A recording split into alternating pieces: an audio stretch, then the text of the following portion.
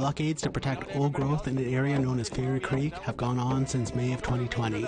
Teal Jones was granted an injunction against the blockades in April of 2021.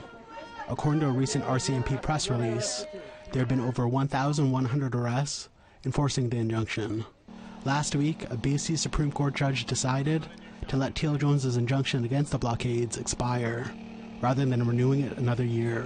Saul Arbess, a spokesperson for the environmental group behind the blockades, the Rainforest Flying Squad, says they were pleased with the outcome. We were very gratified to see that because the defenders have been depicted by Teal Jones and by their lawyers as essentially terrorists, basically, as violent, people. But in fact, the judge did not agree with that. And of course, we know that it's untrue.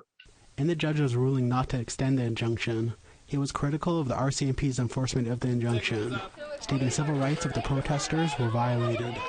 In an email statement to APTN News, an RCMP spokesperson said they were assessing the judge's decision. The RCMP remains the local police of jurisdiction, so will remain present and remain in the area to maintain public safety and to respond to any calls for police services.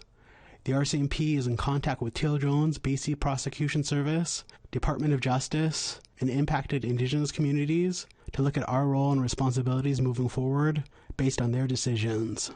In a press release last week, Teal Jones said they are appealing the decision not to extend the injunction in Fairy Creek. Teal Jones was disappointed by yesterday's Supreme Court decision. We have already notified the activist legal team. We will be appealing.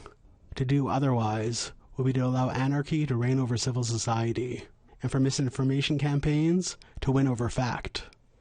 The logging company plans to continue to access their approved logging areas.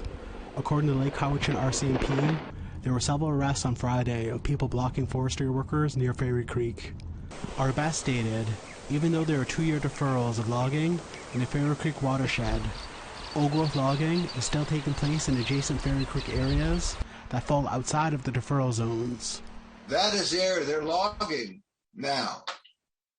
With the tremendous emergency that exists now, both the climate emergency and also the dwindling old growth. So trees of this magnitude are less than 3% remaining, as you know. And they are taking those trees now. Silent protests are scheduled Monday outside of BC legislature to pressure the BC government for more protection of old-growth trees. Lee Wilson, APTN National News, Kitimat.